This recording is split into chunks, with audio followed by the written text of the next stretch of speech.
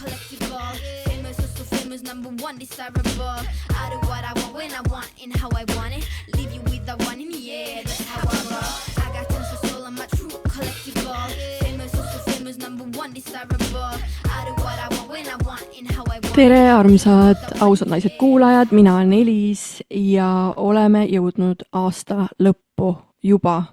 See aeg on kiirelt läinud. See pool aasta oli nagu selline turbulents on nii-öelda käinud läbi siit, et sellest võiks lausa teha eraldi saate, et kuidas minul siin läinud on ja minu teekond ja minu areng ja minu kasv. Aga täna on mul siis külla tulnud naine, kes eelistab tiitlite asemel rohkem kohalolu ja iluloomist. Ta töötab süvatasandil inimestega läbi rännakute ja nullruumi ning loob ka selliseid esteetilisi ruume ja sündmusi, mis toetavad siis sisemist ilu ja rahu. Ta elab lihtsustades, aeglustudes ja omas tempos. Minuga on täna siin tulnud Inna Sööt. Tere sulle! Tervitus ja aitäh selle, ütleme, kutse eest ka, et me saame siin selles nii-öelda aasta viimases saates kõike seda jagada, mis siin praegult nii-öelda avalduma hakkab, millest meil endal ka pole tegelikult õrna aimugi, on ju. Ei olegi, jah. Jaa, siuke täiesti selle saatega oli kuidagi et kuidagi tundsin, et on vaja teha, aga kuidas ja mis teemad siin hakkavad sündima, seda saame siis koos luua. Aga mind tegelikult nagu huvitab see, mida ma lugesin su Instagrami profiilist ja peost ka, seal oli kirjas spirituaalne gängster. Et mida see sinu jaoks tähendab? Jaa, tore, et sa küsid. Ma olen selle nii-öelda sellise nii-öelda nagu huumori võtmes endale sinna lisanud ja puhtalt sellepärast, et kuna sellest spirituaalsusest on viimastel aastatel selline tohutu trend tekkinud, on ju, et mitte sellesse nii-öelda spirituaalsuse lõksu siis nii-öelda nagu ära kaduda, siis ja võib-olla mitte jääda kinni mingitesse väga kindlatesse on ju, programmeeringutesse, dogmadesse, siis ma mingi hetk hakkasin sellist nagu nalja iseenda suhtes tegema, et ma olen see spiritual gangster selles võtmes, et kui keegi raiub mulle, et see on ainus viis või see on ainus tee, on ju, siis mul alati tekib see küsimus, et oot, ei, ehk siis mul tekib alati see küsimus, et kas saab ka teisiti. Et seal peab olema mingi teine viis veel. Ja see on mul hästi nii-öelda nagu loomuses olnud läbi elu, et lapsena ka üks asi oli see, mida vanemad rääkisid, teine asi oli see, mida sulle kool rääkis, on ju, ja sul kogu aeg oli see mingi sisemine teadmine, et oot, et see ei ole päris see, et nagu kõik, mida nad meile räägivad, kõik, mida nad proovivad sulle nii-öelda nagu maha müüa, et see ei päde, et see ei ole nagu see ainus üksik nagu tõde. Ja enda sellistes nii-öelda väljaütlemistes või kui ma olen ka käinud mingites podcastides rääkimas, et siis ütleme, ma võin olla enda väljaütlemistes väga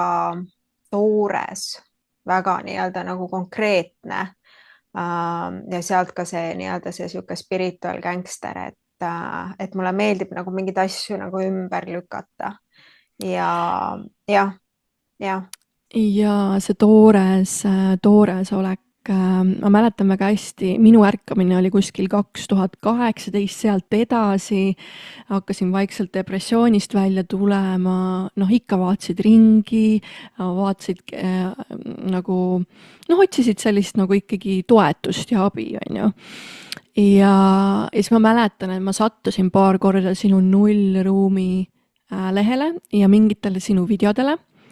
aga tollel hetkel üldse ei klikkinud, tundusid väga nagu selline, oligi toores, konkreetne, kuril ja sihuke nagu,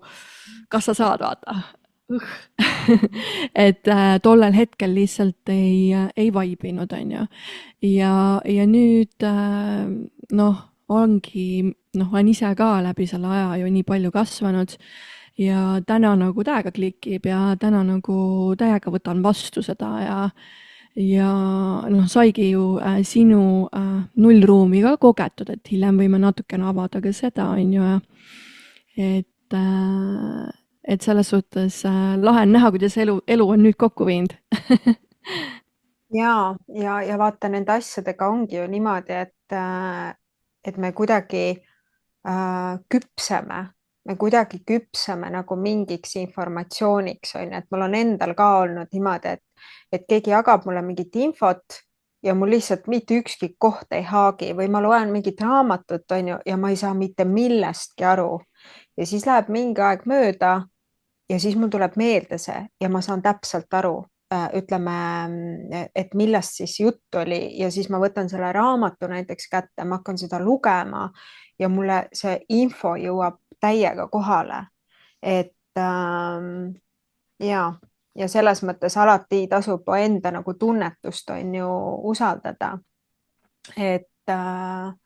Et kui tol hetkel on ju, ma võisin tunduda liiga võib-olla toores või liiga otsekohene või liiga nagu kuri on ju, siis noh, nii ongi, on ju. Ja sellel hetkel võib-olla ei olnudki valmis mingiteks asjadeks, sellepärast et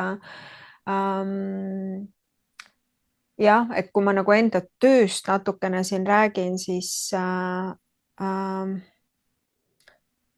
seal ei ole nagu seda flash'it, on ju, et noh, et umbes selliseid nagu, kuidas, ma ei taha nagu seda ilustada selles mõttes, et see töö, mis nagu nullruumis tegelikult üks-ühele inimestega toimub, selleks peab valmis olema.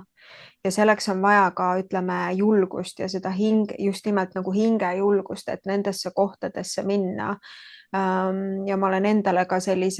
üldse mitte sellise nagu fancy nimetusega andnud, et ma olen justkui nagu see põhjakoristaja, on ju. Ja just nimelt selle nii-öelda põhjaga, mis asi on see vari, on ju, mis asi on see, ütleme, varjupool, mida inimene tegelikult üldse ei teadvusta endas ja mis kohtades seda tegelikult võib-olla ei tahaks üldse vaadata, sellepärast et noh, spirituaalne maailm on ju üldjuhul tahetakse ainult seda õndsust kogeda, tahetakse ainult seda nii-öelda paradiisi, tahetakse ainult high vibrations, on ju, aga sealt jääb väga oluline osa puudu. Ja selleks, et nii-öelda sinna õndsusesse või sellesse nii-öelda paradiisi iseendas jõuda, on sul vaja kohtuda ka kõikide nende osadega endas, millele sa ei ole valmis võib-olla otsa vaatama ja millest sa ei olnud isegi mitte teadlik, et sa koosned ka sellistest, ütleme, varjukohtadest, on ju. Ja mulle meeldib sinu puhul kuidagi see, et sa lähtud alati nende küsimustega, kuidagi jõuad, et inimene hakkaks läbi iseenda tunnetama asju, läbi iseenda küsima asju, mitte et sa nagu lihtsalt nagu targutad, on ju. mõned on nii, on ju. Lihtsalt mitte halvaga, aga nagu, et viia kogu aeg iseenda juurde, sest et me oleme nii harjunud tegelikult ikkagi väljaspoolt neid vastuseid ju saama ja küsima. Ja seal rännakul ka, et tõepoolest ega kui ma ei oleks varasemalt teinud tööd alla, ma ei arva, et ma oleks nagu nii lihtsalt sinu juures saanud kontakti nagu kõikide nende teemadega, sisemiste lapse teemadega, mis me saime sealt, on ju. Et selleks tõesti peab olema valmidus, sest et nagu need sisemised kaitsed on ju lihtsalt tulema. Ja võib-olla siin ütleme, et mitte nii-öelda nagu ära hirmutada inimesi, on ju, et selles mõttes see ruum on ikkagi nagu väga hoitud, et lihtsalt kuna minu enda jaoks, minu enda arengus on hästi oluline olnud hoitus ja turvalisus, et ma päriselt ütleme, sest inimene avaneb ainult turvalises ruumis ja turvalise isikuga koostööd tehes, ehk siis kui see teine inimene ei tundu sulle turvaline, siis seal ei teki seda koostööd ja nullruumis saab, ütleme, kogu see protsess toimida ainult läbi koostöö ja sellepärast ma ei ole ennast kunagi tituleerinud mingiks õpetajaks või mingiks guruks või ma ei tea, mul ei ole vaja neid tiitleid, sellepärast et me oleme tegelikult kõik üks ja see, mida ma näen sinus, on minus, see, mida sina näed minus, on ka sinus, on ju, ja tegelikult läbi selle koostöö me aitame nii-öelda iseendal saada teadlikumaks, on ju. Ja ma alati toon enda kogemused nii-öelda sellesse pilti, ehk siis kõik, mida ma jagan, on minu enda kogemus, kõik ämbrid, mida ma olen kolistanud, on minu enda isiklik kogemus ja ma tõepoolest julgustan, ütleme, inimestel avastama seda enda isiklikku tõde, ehk siis kõik vastused on tegelikult igas inimeses endas sees olemas, lihtsalt me ei oska tihtipeale küsida neid küsimusi, neid õigeid küsimusi, on ju. Ja ma kindlasti ei paku seda teenust, et inimene tuleb sinna, viskab 4 tunniks ennast pikali ja nüüd ma ütlen talle kõik, kus tal need kohad on ju, mida ma näen, sest päeva lõpuks see, mida mina näen, see päriselt ka, see ei oma tähtsust, sest kui sina seda endas ei näe ja kui läbi sinu ei tule seda nii-öelda juhatust ja seda tõde, et kuidas mingi asi, kust on alguse saanud, kuidas see väljendub tänases hetkes, praeguses elus, on ju, siis ütleme sellest, sa saad sellele tõele ainult toetuda, kuhu sa oled iseenda sees jõudnud. Ja mida nii-öelda teadlikumaks sa saad, mida rohkem sa avardud iseenda sees, mida rohkem sa hakkad iseennast nii-öelda vastu võtma ka kõige nii-öelda võib-olla tumedamates kohtades ja värvides. Et seal ma näen, toimub see päris isikliku tasandi muutus ja see ongi vastutuse võtmine tegelikult. Et väga pikalt me oleme olnud vaata sellises ajas, kus sa lähedki kellegi juurde, keegi teeb sind justkui nagu korda, on ju, sa maksad talle selle eest raha, aga see aeg on ammu ümber. Ja siin ei lähe nagu selles mõttes nagu lihtsamaks, vaid siin läheb kogu see asi veel peenemaks. Ja nii nagu sa mainisid, et see viimane pool aasta või viimased kuud, no see on hardcore olnud ja mu ümber on omajagu inimesi ju, kes teevad tööd endaga, kes selles valdkonnas teevad tööd ja nad on kõik öelnud, et see on jõhker aeg olnud. Ja minu enda jaoks on, ma ei hakka ilustama, on need viimased kuud, alates ütleme siis nii-öelda juulikuust on olnud, poolest juulikuust on olnud nagu selline puhastustuli ja siis ma mõtlesingi siin eile just, et appi, et nagu nii huvitav, et ma justkui nagu ei ole nagu väljapoole mitte midagi loonud ja siis ma sain enda sees väga kiiresti selle nii-öelda vastuse või selle taipamise, aga et ütleme, energiad ei ole olnud selles kohas, et midagi üldse väljapoole luua, vaid et praegult ütleme need aastad või tähendab mitte aastad, vaid need kuud ongi selleks ütleme või hästi viljakas aeg olnud, et teha seda sisetööd,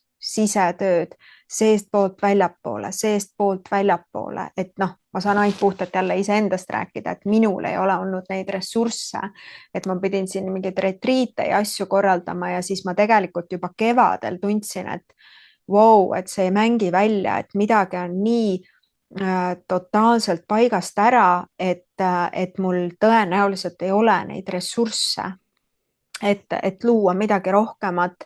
enamat kui see, mis nii-öelda minu enda sees toimub ja mis vajab nii-öelda nagu enda sees tähelepanu. Ja need viimased, ütleme, kuud on olnud täielik nagu lõpuspurt. See ei ole olnud lihtne, see ei ole üldse olnud nagu selles mõttes, see on ikka päris nagu keeruline olnud, aga ma nüüd saan sellest nii-öelda nagu hakata võib-olla rohkem nagu rääkima või rohkem nii-öelda nagu jagama, on ju, ja ma näen väga selgelt, et väga oluline töö, ütleme kuni selle talvise pööripäevani, on ju, on noh, et see on nii soodne aeg praegu tegeleda endaga, veel viimased asjad, ütleme. jaa, I feel you. et jaa. Mulle meeldis ka see, mis sa rääkisid, kui ma su juurde tulin, et siis sa võtadki ühe inimese korraga, sa pühendad talle mega aega ja nagu see ei ole tavapärane, et üks terapeut ühe inimesele nii palju aega panustab, hiljem veel kirjutab, saadab nii-öelda voice, toetab veel pärast seda, et see on tegelikult suur asi, et kas see on ka nagu selle hoituse ja kõige sellega seotud, mis ongi need nii-öelda sinu väärtus, on ju, selles töös? ja, sest et kui ma kunagi õppisin hüpnoteraapia koolis, siis seal see väljaõpe tegelikult oli ju see, et 1,5 tundi kliendi peale.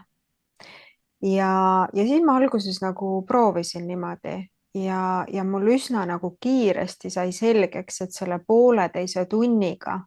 sa ei tee mitte midagi. Noh, see on minu standard selles mõttes, et kui keegi saab 1,5 tunniga või tunniga hakkama, on väga hästi, on ju. Ja ma ei ole tahtnud seda kunagi selliseks nii-öelda nagu liinitööks teha, et mul ongi, ma tegelen tõesti päevas ainult ühe inimesega, ehk siis see nii-öelda pühendumine sellele ühele inimesele ja päriselt selle aja võtmine, see on minu, ütleme, väärtus ja see on minu nagu standard, millest ma nii-öelda ei anna alla, on ju. Et esimene kord läheb nii ehk naa 4 tundi, mõnikord on ka niimoodi läinud, et läheb üle, edasised korrad on juba sihuke 2,5, 3, on ju, mõnikord ka 3,5 tundi. Et ja mulle tegelikult ikkagi, ütleme, selles maailmas, kus kõik läheb siukseks virtuaalseks ja online'i põhiseks, on ju, siis ma olen jätnud selle ikkagi selliseks päriselu kohtumispõhiseks, et me kohtume ühes ruumis, et see inimlik, ütleme, ma küll ei puuduta seal kedagi, on ju, aga et see inimlik puudutus, kus me jagame sama ruumi, et see on ka minu jaoks üks nendest standarditest, et loomulikult, kui mul on vaja ise kuskil reisil olla, siis ma võin seda vabalt ka online'is teha või mul on kliendid näiteks väljaspool Eestit, on ju, siis me teeme ka seda online'is, aga esimene kohtumine peab alati olema ühises ruumis, on ju. Et jah, võib-olla see mingi hetk nii-öelda nagu muutub, on ju, aga 8 aastat ma olen niimoodi seda tööd teinud ja mõnikord tõesti mu käest, kes on sama ala peal, on ju, küsib, et mitu klienti sa päevas teed ja siis ma ütlen, et ühe. Okei. Ja siis ma küsin vastu, et aga mitu klienti sina siis päevas teed ja siis ta näiteks ütlebki 7-8 ja siis ma oma peas mõtlen, et impressive, et mida te siis täpsemalt seal 45 minutiga nagu teete. Et jah, et minu jaoks see sihuke, see muutub nagu liinitööks ikkagi. Ja mulle meeldib selles mõttes tõesti, mulle meeldib pühenduda ja ma pakun, jah, ütleme esimesed kuud ma pakun selle võimaluse välja, et juhul, kui, ütleme, inimesel tekib peale seda protsessi, tekib mingi küsimus või ta tahab midagi jagada või mingi koht on nagu hell, et tal on võimalik, ütleme, mulle kirjutada või võimalik mulle voice saata või helistada, et see on jah, ütleme esialgu, et ma hoian seda ruumi talle. Aga üldjoontes, tead, elu on kuidagi läinud niimoodi, et nad ei kasuta seda võimalust. Ehk siis nad tegelikult hoiavad ennast ise. Aga mõnikord meil on lihtsalt, ütleme, vaja võib-olla seda kohta, et kui mul on võimalik, siis mul on keegi, kelle poole nii-öelda nagu pöörduda. Jaa, täiesti nõus. Just nii-öelda tegutsen sarnaselt, et kui on vaja abi, siis vähemalt see inimene on olemas. Aga ikka meil on mingi põhjus, miks me suundume kuidagi sellesse suunda või tahame sisimas kuidagi teisi hakata aitama või toetama sellel teel, siis mis on võib-olla see sinu miks olnud? Tead, see on mul just eelmine nädal, ma sõitsin sünnipäevale ja Tartusse ja siis kellega ma koos sõitsin, siis ta küsis mu käest, et kuidas see su ellu nagu tuli või kuidas sa sellega tegelema hakkasid ja ma olen tegelikult seda ka teistes podcastides jaganud, et mul tegelikult ütleme lapsena mind tohutult huvitas kogu esoteerika, müstitsism, ütleme psühholoogia, on ju, aga see tuli ikkagi sellise ütleme nagu ellujäämise koha pealt, ehk siis see kodune olukord, mis mul oli, mul ei olnud väga hea läbisaamine isaga ja kuna see kõik see läbisaamine tegi lapsena hästi palju haiget, siis ma hakkasin kuidagi, ma mäletan, mulle sattus kätte Gunnar Aarma raamat Saada õnnelikuks ja siis tuli Carlos Castaneda ja erinevad sellised müstilised raamatud ja siis ma justkui nii-öelda nagu hakkasin tegelikult ehitama läbi selle psühholoogia endale sellist nagu kaitsekilpi, et et kui mul on nagu ütleme teadmised, kuidas ennast turgutada, on ju, ja kuidas ennast seal sellest hetkest nii-öelda nagu üle olla või sellest olukorrast, et siis ma jään selles koduses olukorras ütleme nagu ellu. Ja siis tegelikult läbi elu on mind see inimkogemus või ka see, et siin on midagi enamat. Et see on mind kogu aeg, ütleme, nagu tõmmanud, see huvi, see selline sisemine nii-öelda kutse ja ma mäletan, kui ma kunagi töötasin vist mingi 3 või 4 aastat töötasin raadios, tegelesin seal müügi ja turundusega, mul oli üliäge tiim, kõik oli nagu ülivinge, on ju.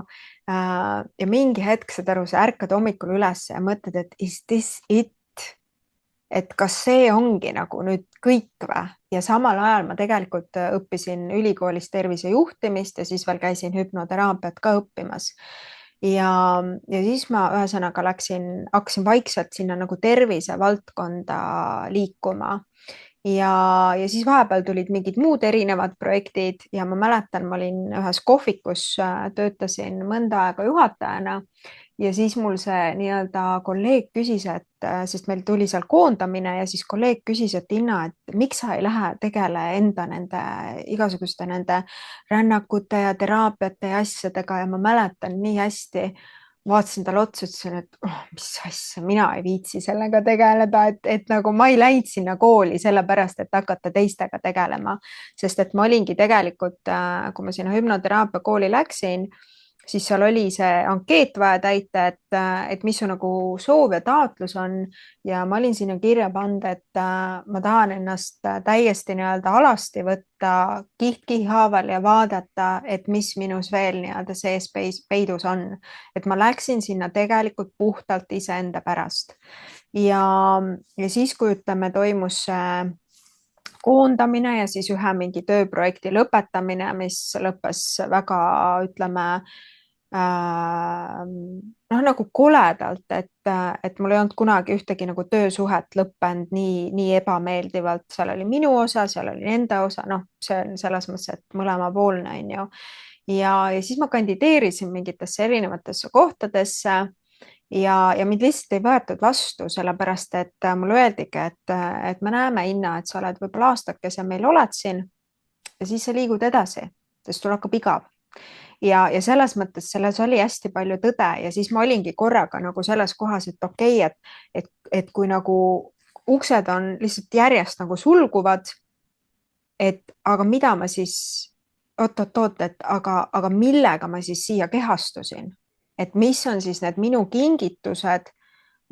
minu nii-öelda siis need talendid või oskused, mille pärast ma siia tegelikult üldse nii-öelda kehastusin. Ja siis üks asi viis teiseni, siis tuli esimene, ütleme, ruum, siis ma hakkasin vaikselt toimetama ja aastast 2018 ma olengi toimetanud ja teinud ja jah. Väga pikalt ikkagi, jaa. Et selle sinu kogemusega tulebki mul endal meelde praegune nagu Eestisse jõudmine, kus ma siis ka kandiseerisin ühte töökohta ja mulle lausuti suhteliselt sama asja, et sa oled meil võib-olla aastakese ja siis sa lahkud et selles mõttes päris huvitav koht ja siis see on ehtne märk nagu, mine oma teed, on ju. jah, täpselt, oma teed, jah. Ja, aga sul on huvitav taust, sa oled tegelikult juurtelt pärit Gruusiast, nagu ma aru saan. Jaa, mul on sihuke paras megamiks, et mul on ema on armeenlanna, kes siis elas Suhumis, mis on tegelikult siis nii-öelda Abhaasia, Gruusia, ühesõnaga päris täpselt ei saa seal aru. Ma ise sündisin ka Suhumis ehk siis seal täitsa nii-öelda Musta mere ääres ja isa poolt on mul tegelikult ka Ukraina juured ehk siis isapoolne vanaema oli ukrainlanna. Nii et selles mõttes on mul hästi huvitav jah, et ühelt poolt kui me lähme korra nagu naiselikkuse juurde, on ju, et siis ühelt poolt on see ju selline hästi nagu traditsiooniline perekeskne mudel, on ju, ja siis teisalt on ju, ma olen elanud siin Eestis, kus siin siis ütleme, need naised on hästi iseseisvad, kõike teevad ise, kõik nagu, et see pere võib-olla ei olegi nii oluline ja siis ma olen nagu seal kahe nagu maailma vahel kogu aeg nii-öelda pendeldanud ja proovinud enda jaoks aru saada, et mis see minu tee siis lõpuks on ju, et kas olla see ülitraditsiooniline on ju või siis täiesti selline nagu uuenduslik ja mulle tundub, et see on kuskil seal minu enda isiklikult jaoks on see kuskil seal vahepeal. Kas kuidagi su päritolu on mõjutanud ka, ma ei tea, su praegust elu positiivselt, negatiivselt, on tulnud mingisuguseid, ma ei tea, mingeid ütlemisi, on mingist projektist ära öeldud, ma ei tea, on midagi huvitavat sellega seoses? Võib-olla sihuke viimane asi, millega ma olen endas tegelenud või mis on ikkagi nagu väga tugevalt nähtavale tulnud, on selline nii-öelda nagu sõjakus, et vaata, see temperament on mul täiesti ikkagi nagu, kui ma nagu täiesti kontrollist lahti lasen, on ju, siis see temperament ja see sõjakus ja see viha võib olla minu puhul tohutult purustav ja purustav eelkõige iseenda suhtes, iseenda keha suhtes ja purustav ka nii-öelda siis nende inimeste suhtes, kes minu kõrval on. Ja see on, ütleme, mul selline viimase aja teema, mida ma väga selgelt nii-öelda nägin, et kuidas nagu poole päevaga on võimeline läbi viha, läbi süüdistuste olen ma võimeline ennast niimoodi haigeks tegema ja nii tugevad sümptomaatikad, ütleme, kehas üles tõstma, et see oli täitsa nagu hirmutav. Ehk siis praegult see, millega ma tegelen, ongi see, et enda sellist nii-öelda, et kuidas see nii-öelda sõjakus ja see viha, eesti keeles ei ole seda sõna, aga how to alchemize it, et kuidas olla see nii-öelda sisemine alkeemik, kes siis selle muundab selles mõttes, et kõik on okei, viha on täiesti okei, aga sellises võtmes, et ma ei lähe sellega iseennast purustama, et ma ei lähe sellega iseennast kahjustama, vaid ma tunnengi ta läbi, ma teadvustan teda, ma tervitan teda, ma lasen ta kehast läbi ja siis hakkan vaatama, ütleme, kust kohast see tuleb, kus on see algne põhjus, algne juur, kus on minu võib-olla liini pidi, võib-olla ka mingid eelnevad elud, you name it, on ju, et ma hakkan, ütleme, vaatama seda, et mille pärast see minu puhul nii tugevalt nii-öelda nagu esile tuleb. Et vot sellise nii-öelda sõjakuse ja viha teemadega, et see on küll, mida ma tunnen, et sellega on mul nagu ikkagi pigem ma olen sellega ikkagi nagu kahjustanud, kui teinud nagu head. Ja kui ma vaatan näiteks oma vanemaid, siis ema on mul selline, ongi hästi nagu sõjakas, et noh, et talle ei või keegi mitte midagi nii-öelda nagu öelda, on ju, ja selles mõttes, et noh, ja paratamatult me oleme lapsena, me oleme sellest kõigest nii-öelda nagu mõjutatud, on ju. Ehk siis, et milline on see lapsepõlvekodu, kus ma üles või kasvan, et kas seal ütleme, kui tunded üles kerkivad, et kas mul on seda teadlikku vanemat, kes nii-öelda peegeldab, kes aitab mul sellest tundest turvaliselt läbi minna, ilma et ma seda kuhugi alla suruksin või et neid tundeid me ei tunne siin, on ju. Meie kodus ei ole neid kohti, et seal on hästi, ma näen, et kui puudulik see on minu vähemalt lapsepõlvekodus olnud, et kui ei ole olnud seda teadlikku vanemat, kes aitab sul tunda oma tunded lõpuni, kes tunnistab neid tundeid, kes nii-öelda annab sulle selle kogemuse, et kõik tunded on okeid, on ju, sest et kõik, mida me siis ütleme turvaliselt ei õpi väljendama, see hakkab meid kahjustama ja siis meil ongi, ütleme, ma ei tea, oleme täiskasvanud, tekib mingi olukord, on ju, ja vihastad niimoodi, et silme eest on must. Aga kes see siis seal parasjagu vihastab, ongi ju see tegelikult see haavatud sisemine laps, kes tuleb platsi.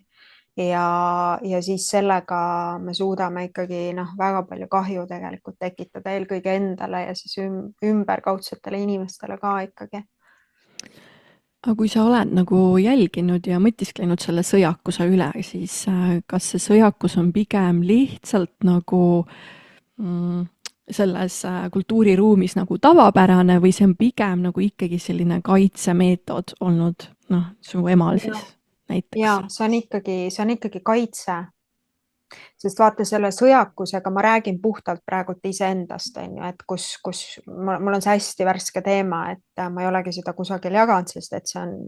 teema, millega ma olen praegu tegelenud. Et see sõjakus, selle sõjakusega tegelikult on ju kaasneb on ju viha ja sellega kaasneb ka selline ülbus ja arrogants ja sihuke kõrkus ja üleolevus ja see on tegelikult kõik kaitse. Sest et kui sa sellest, ütleme, kui sa selle ülbuse ja kõrkuse paned kõrvale, siis alles jääb haavatavus. Selle vastand on tegelikult haavatavus. Ja et ma päriselt julgen ennast näidata, et ma päriselt julgen väljendada ennast väga õrnades ja väga haavatavates kohtades, on ju. Ja ma saangi aru, et enda puhul ka, et mingid kohad on olnud nii sellisest nagu arrogantsusest ja ülbusest nagu kantud, sest et seal ei ole olnud kohta sellele haavatavusele. Aga ma näen ka seda, et ütleme, mida rohkem endast nii-öelda teadlikumaks sa saad, seda avaramaks sa muutud ja seda lihtsam on sul tegelikult endas neid kihte ja neid tundeid ja neid tükke tegelikult läbi lasta. Et 5 aastat tagasi, 6 aastat tagasi, mul ei olnud sellist nagu võimekust üldse, et sellistest kohtadest nagu läbi minna, on ju. Ja mul kohe jällegi resonants iseendaga, kus minul ka on ikkagi tabanud ära, et minu selline mugav koht on olla ikkagi see bad bitch umbes nagu sihuke nagu veidikene nagu, et mul ei saa ligi, on ju. Et ma olen natukene nagu üle, on ju, sellest ikkagi kaitses ja nii edasi, et sihuke nagu haavatav olek on pigem ikkagi ebamugav ja selline võbelev selline nagu, et kas ikka lasen ennast sellisesse kohta, aga olen läinud sellega paremaks, aga inimesed on ise ka nagu andnud mulle tagasisidet, et sinuni on nagu raske jõuda või et sinuni, et ma ei saa täpselt aru, kes sa siis oled ja kõik niimoodi, et siis sealt tegelikult juba saab aimu, et sa hoiad nagu mingit raami või mingit sellist, et kus päriselt sa ei saa näidata, kes sa oled. Ja. Et ma lihtsalt tahtsin seda vahele öelda, et vaata, seal tuleb eristada ka seda, et kes see raami hoiab praegult. Et raami hoiab ju see sisemine haavatud laps, tema vajab seda raami. et ma just täna kirjutasin, hommikul ärkasin ja mul oli lihtsalt info jooksis ja ma panin selle kirja, et et tegelikult ütleme, kui me räägime täiskasvanud ja küpsest inimesest, on ju, ma küll tõstatasin seal selle hülgamise teema, mis on meie üks baashaavadest, on ju, et täiskasvanud küpset inimest ei ole võimalik hüljata ega maha jätta. Täiskasvanud inimest ei ole võimalik hüljata ega maha jätta, sest et ta on iseendal olemas, ta on sellel sisemisel lapsel olemas. Aga kui ma pean nagu neid kaitseid, on ju, ma pean olema sihuke turssis ja ja see on mulle kõik, see on minu väga tugev kaitse olnud, et ma pean sihuke läbi elu rassima ja nagu sa ütlesid, see badass ja ma olen sihuke tuh-tuh-tuh, on ju, et see tegelikult on paljuski olnud ikkagi kaitse ja millegipärast on minu, ütleme, see haavatud sisemine laps siis tundnud seda, et ma pean kaitsma ennast mingi, ma ei tea siis mille eest, on ju. Ja see, kuidas sealt nii-öelda võib-olla välja liikuda, ongi see, et ma hakkan süstemaatiliselt tegelema turvatundega.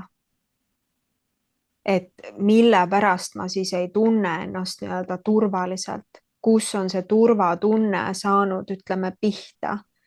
kus ma olen üle võtnud selle uskumuse või kõik need programmeeringud, et ehedana, endana ma ei või ennast näidata, ma ei või olla aus, ma ei või olla nähtav, ma ei või olla haavatav, ma ei või nutta, ma ei või karjuda, mida iganes, mis seal kõik nagu nii-öelda pilti tuleb. Kas seda võibki siis nagu kokku võtta, et see on nagu üks iseenda hülgamisviis, et kuidas võib-olla inimesed kõige sagedamini iseennast hülgavad, ilma et nad seda märkaksid või teaksid? Ja siin ma toon nagu selle näite, mille peale ma tean, väga paljud inimesed lähevad nagu tagajalgadele ja nad ei taha seda nii-öelda teadvustada, et kõik, mida teine inimene mulle peegeldab, mida ma temas, ütleme, taunin või mis mulle tema puhul ei meeldi või mis tema puhul ärritab, ma näen tegelikult seal iseennast ja ma toon enda pealt näite. Näiteks mul oli siis, ütleme, enda endisele elukaaslasele see pretensioon, et ta ei ole emotsionaalselt minu jaoks avatud, ta ei ole minu jaoks emotionally available, on hästi popp teema praegu, kõik räägivad sellest, mida siis, milline mees peab olema, milline see naine peab olema, appi, on ju, appi, nii, igatahes. Kõik need listid, nimistud, raamid, süda läheb pahaks, kui sa hakkad seda kõike nagu vaatama, on ju. Ja selle asemel, et keskenduda sellele, mida tema ei ole või mida tema mulle ei paku, ehk siis olla seal selles ohvri positsioonis, et mina olen see ohver, mulle ei pakuta, mulle ei anta, mind ei panda tähele. Ma sain väga selge selle koha kätte, et okei, et kui ma kogen läbi tema seda, et ta ütleme mingites olulistes kohtades emotsionaalselt hülgab mu, siis see küsimus mulle endale oli see, et kus ma teen seda süstemaatiliselt iseendaga, kus mina hülgan iseennast emotsionaalselt, füüsiliselt, vajaduspõhiselt, kuidas iganes. Ja kui sa hakkad neid asju lahendama, ütleme sellisel viisil, et kõik, mida sa väljas näed, kõik, mis sind seal häirib ja hakkad seda tähelepanu tooma iseendasse, kus ma ise käitun niimoodi, kus on minuga niimoodi käitutud, kus ma olen selle nii-öelda endasse võtnud, omaks võtnud, on ju, siis sa tegelikult, ütleme, sa saad selle jõu tagasi. sa saad endas selle, ütleme, jõupositsiooni tagasi, et sa ei ole enda elu ohver või mingite suhete ohver või ma ei tea, enda keha ohver või tervise ohver, vaid et sa saad hakata läbi sellise nii-öelda nagu uudishimu vaatama, et okei, mille pärast ma neid asju enda elus kogen ja mida mul on siis vaja endas muuta, see on see koht, mida keegi väga ei taha teha, mitte teisi muuta, vaid mida on mul endas vaja muuta, et see reaalsus, mida ma kogen, võib-olla näitaks mulle midagi muud. kui ta praegu on. Ja see on muidugi see koht, kuhu enamus ju nii lihtne on ju näidata näpuga ja olla seal selles kolmnurgas on ju, süüdistada ja nimetada ja anda teisele siis hinnanguid ja tunda ise seal seda ohvrit ja ma olen seda mängu lihtsalt nii palju ise mänginud ja see alati on, ütleme, fundamentaalsed muutused toimunud siis, kui ma sellest ohvrimängust astun välja ja ma võtan kogu oma jõuvarud kokku ja ma hakkan vaatama, et okei, minu elu, minu loodud, mida on mul vaja siin praegult ära õppida.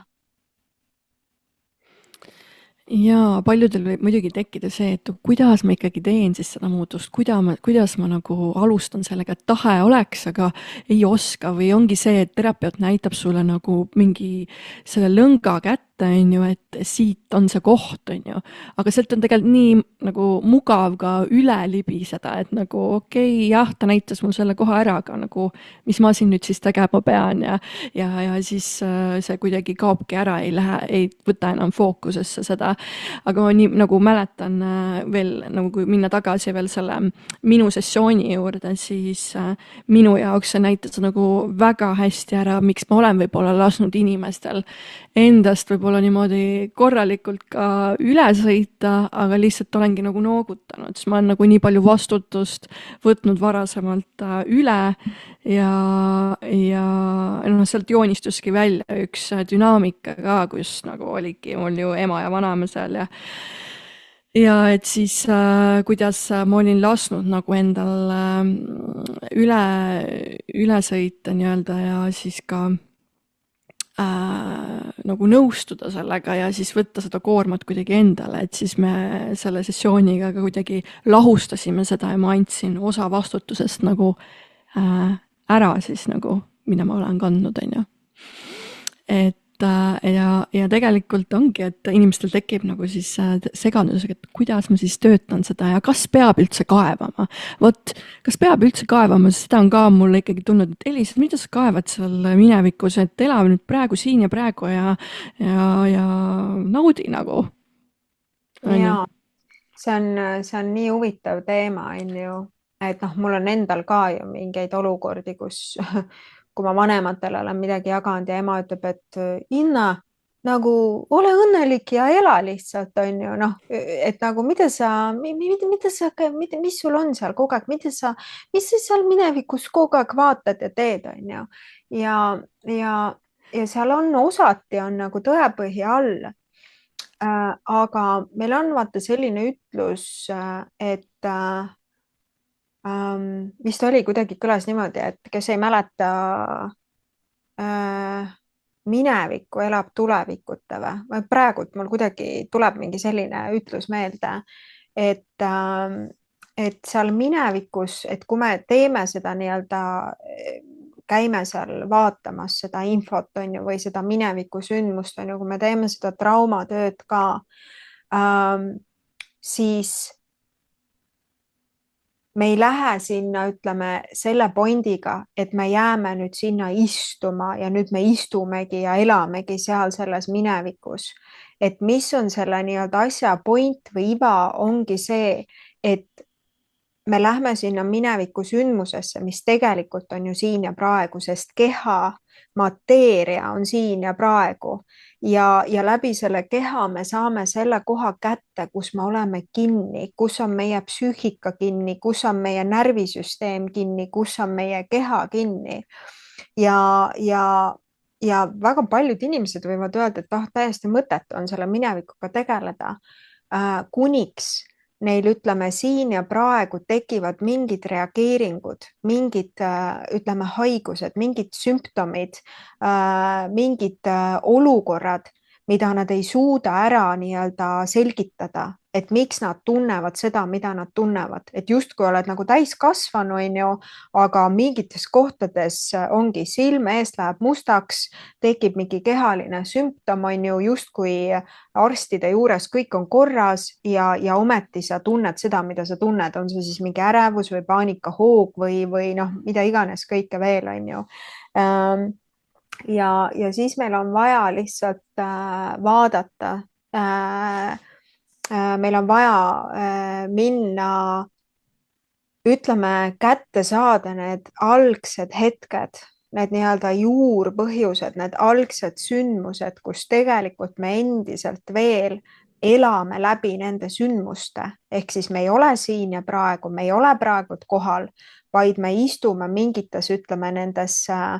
enda mineviku sündmustes tegelikult kinni ja siin tuleb mängu see traumatöö, on ju. Parim botox, päriselt. Ma ei väsi seda kordamast, aga et parem kui otsa ette siis, jah? ja, et see, mida loob seestpoolt väljapoole see töö, see on päriselt ka, see on nagu reaalne botox, on ju. Ehk siis, sest ma näen inimeste puhul, ma ei ole nullruumi toonud peeglit, ma ei ole tahtnud seda sinna, noh, ühesõnaga seal ei ole peeglit, aga kui ma näen neid inimesi, kui nad tulevad sellest sügavast protsessist läbi, mis ei ole meeldiv ja ma hoiatan, et see ei ole meeldiv, aga sellest tuleb läbi tulla, on ju. Sest et see ei olegi pidanud kunagi mugav olema, vaid et noh, see käib asja juurde, on ju. Ja ma olen tahtnud nii palju kordi lihtsalt võtta selle peegli alt, et vaata ennast. Sul on nagu -10, -5 aastat lihtsalt näost ära kukkunud. Sest et ütleme, kõik need mured, kõik need programmeeringud, kõik need uskumused, kogu see ballast saab minna liikuma. Ja sellepärast me nii-öelda selles minevikus, mis on tegelikult siin ja praegu, tegelikult ei ole ju minevikku, kõik on ju siin ja praegu. Ja sellepärast me nii-öelda seal käimegi lihtsalt, et saada infot ja lihtsalt ütleme, et avada endas neid kohti õrnalt ja läbi pehmuse, mis kohad on tegelikult ammu oodanud seda, et tulla nähtavale. Ehk siis, kui me teeme ka tööd, on ju, nende sisemiste lastega, et tegelikult nad on ammu oodanud seda hetke, et nad saaksid turvalises ruumis tulla nähtavale ja väljendada kõike seda, mida nad ei ole saanud mitte kunagi väljendada, sest iga kord, kui ma vanemana, ütleme, keelan ära lapse väljenduse, siis ta surub selle enda kehasse. Ja üks hetk on meil vaja hakata seda kõike lahti pakkima ja noh, ütleme niimoodi, et kui see on juba sümptomaatikaks muutunud, kui see on juba haiguseks muutunud, on ju, siis see on juba suht viimane piir, see on juba nagu ütleme lõppakord, on ju. Ja mul endal on siin üks pikem teema olnud, ka tervise teema, mis viis mind lihtsalt, noh, mul ei olnud lihtsalt enam muud varianti, kui ma lihtsalt pidin süstemaatiliselt kihi haaval lahendama ja tundma ja lahendama ja tundma, et noh, et sa iseenda eest tegelikult ei pääse ja siis lõpuks hakkad sa aru saama, et mis on selle sõnum olnud sulle. Et noh, et me ei pea tegelikult asju laskma nii kaugele, et me oleme kuskil siruli ja meil on nagu tõsised mingid haigused juba kukil, on ju. Et tegelikult ütleme, seda tööd saab palju lihtsamalt nii-öelda nagu ennetada ja miks on oluline võib-olla seda teha, ongi see, et me toome, sest et ütleme, me toome asjad nähtavale ja kui need asjad on sul nii-öelda peopesal nähtaval, siis sul tekib valik ja sa saad reaalselt otsustada, et okei, see on see, kust ma tulen, see on see, kuidas ma olen harjunud, see on see, kuidas ma olen uskunud, see on see, kuidas ma olen, ütleme, programmeeritud olnud ja nüüd siinkohal ma saan teha selle valiku, et ma loon täiesti, ütleme, uue tee ja ma lähen siit edasi hoopis teist teed pidi. Ja see on mega võimas, et see on avardumine tegelikult täielik. Ja iseendasse, on ju, mitte kellessegi teisesse, vaid see ongi avardumine iseendasse ja ütleme, need inimesed, kes seda nii-öelda sellele teekonnale on läinud, nad mitte kunagi ei ütle sulle, et mis asja, millega sa tegeled, et kas on nagu elu pole või et vaid seal ongi selline nii-öelda nagu sügavam mõistmine ja samas ka see mõistmine, et see ei ole kõigile. Öeldakse ignorance is a bliss, on ju, mingid inimesed lasevad läbi elu ja neil ei tekigi mitte ühtegi küsimust. Nad, ütleme, neil ongi, nad sünnivad, on kool, on lasteaed, on kool, on ülikool, on abielu, on uhked kodud, autod, kõik sihuke nii-öelda nagu ja justkui nad on justkui on õnnelikud, on ju. Ja see võib ka niimoodi olla ja kindlasti on selliseid, sellepärast et me kõik oleme väga erinevates kohtades. Et oma nii-öelda arengult, oma tasemelt, oma nii-öelda hinge vanuselt ja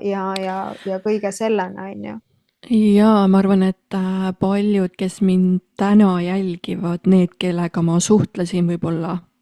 10 aastat tagasi, mõned ikka jälgivad, et nad ei saa tegelikult aru, miks ma nagu tegelen võib-olla sihukeste asjadega või et miks see vajalik on, sest et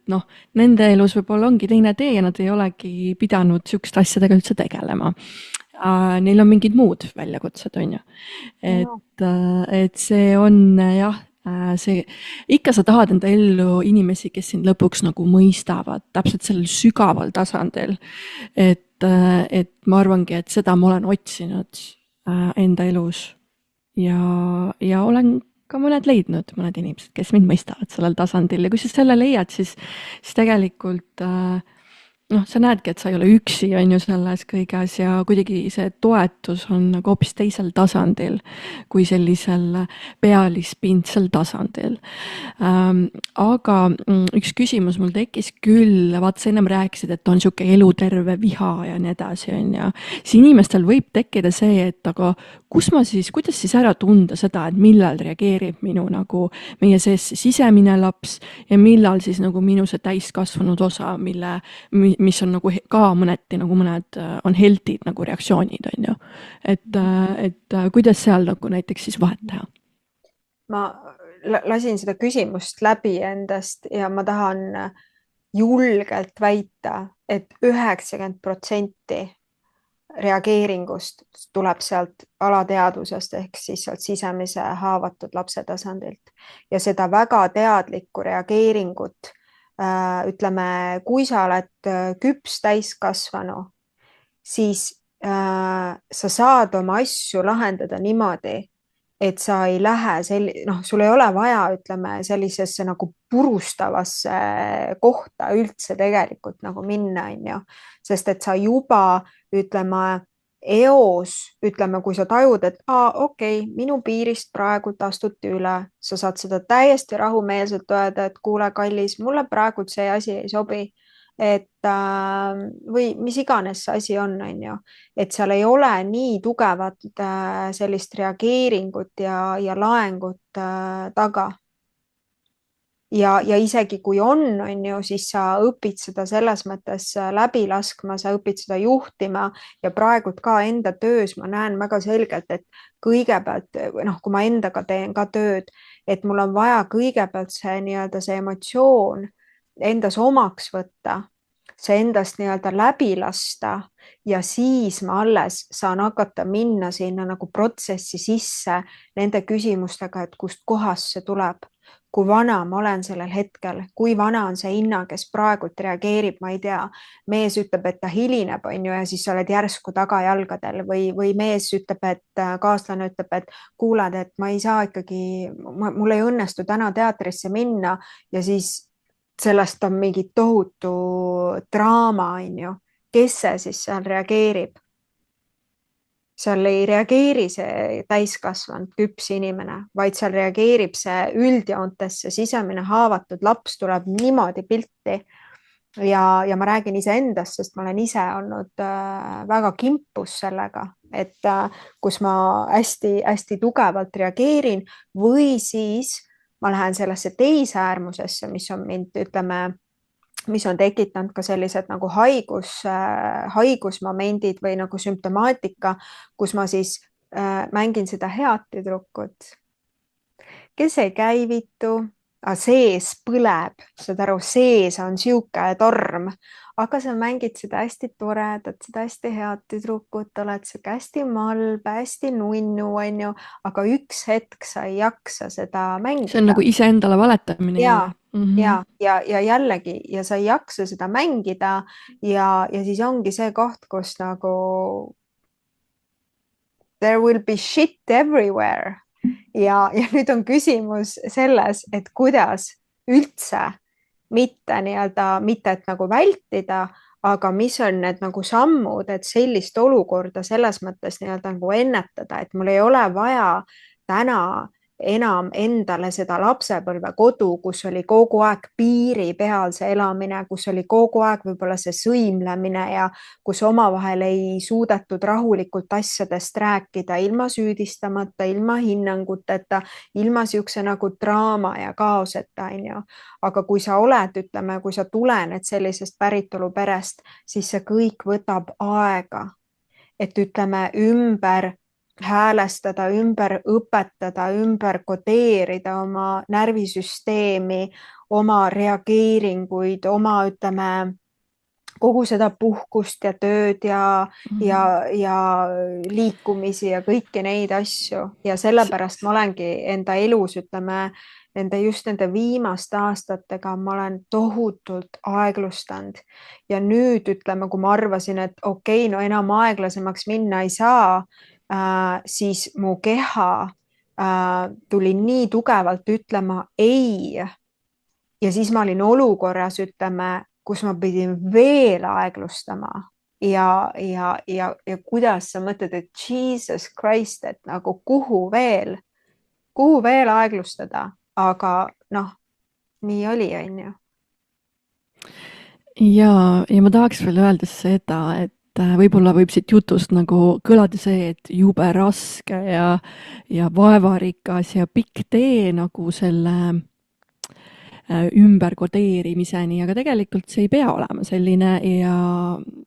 alati saab enda tee nagu on ju valida, et milline see on, esiteks, aga teiseks on see ka ülipõnev teekond. Noh, kuidas kellelegi, on ju, aga kuidas keegi seda siis enda jaoks võtab. Aga mina ütlen küll, et ma täna olen üli tänulik kuidagi nendele kogemustele, mis mul on olnud, kui ma varem võtsin neid väga ohvrimeelsest kohast, et miks mina, siis täna on kuidagi väga see, et väga lahe, et kuhu see viib, et just siuke nagu põnevus on tekkinud pigem kui see, et ohvrikohast. Varasem ma võisin saateid teha ka väga ohvrikohast siin, teha intervjuusid terapeutidega ja et lahata igat väikest detaili. Aga täna on kuidagi hoopis nagu selline inspiratsioon, et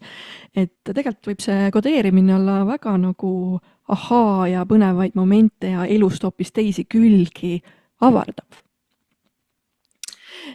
Ja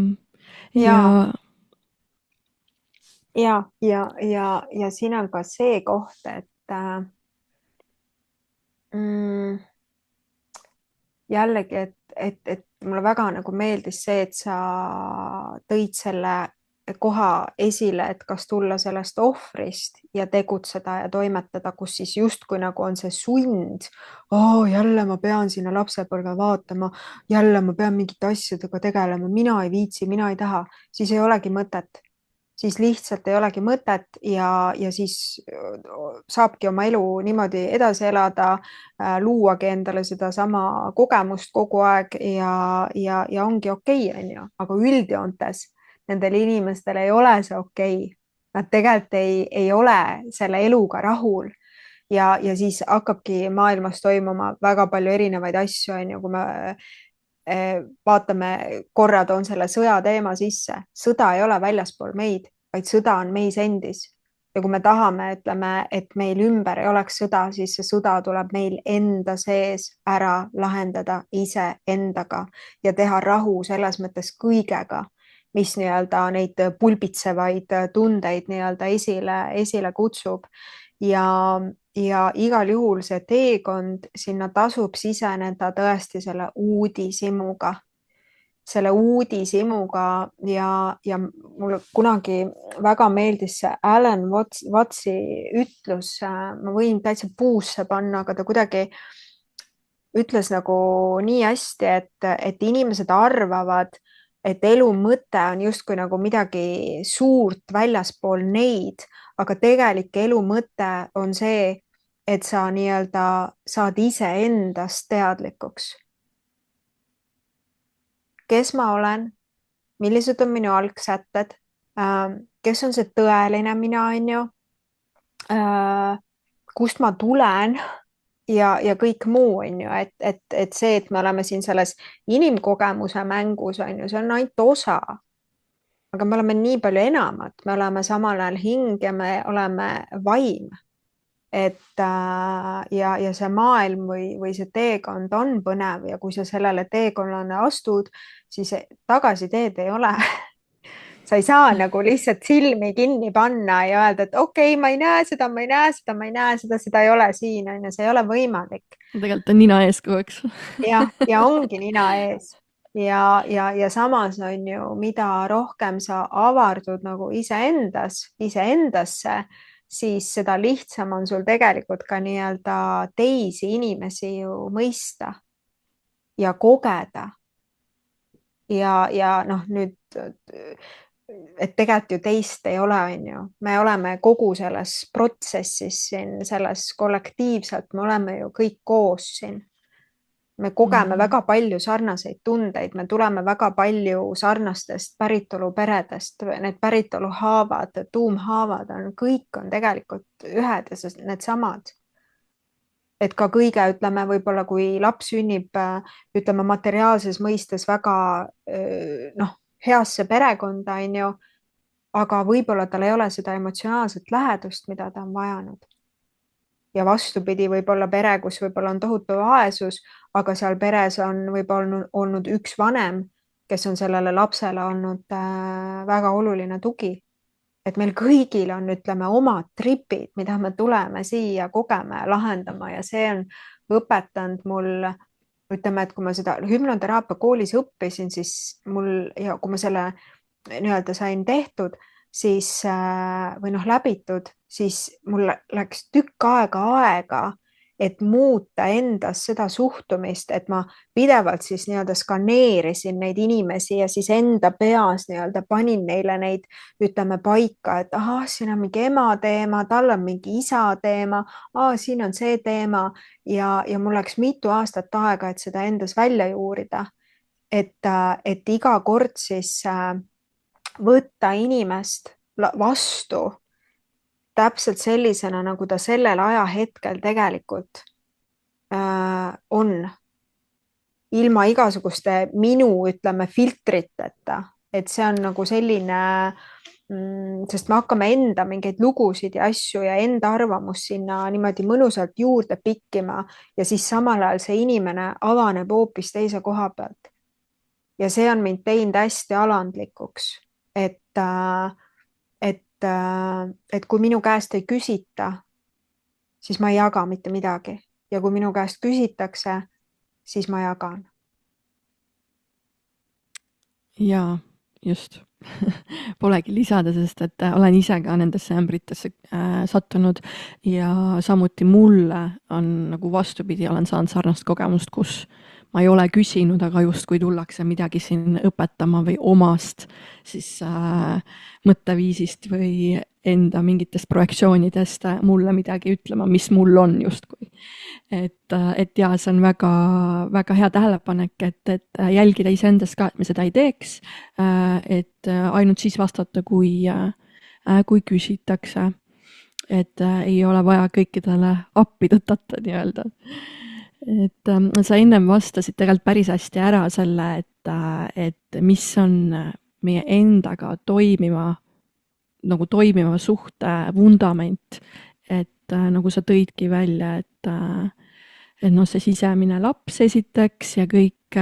see, et me oleme rohkemad kui ainult see keha ja see, mis meil siin 3D reaalsuses nii-öelda on.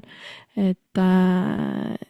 kas sul oleks midagi veel lisada, mis on niisuguse toimiva suhte alus iseendaga terve ja toimiva? Kui sa praegult küsid, siis mul tahab läbi tulla selline sõna nagu järjepidevus.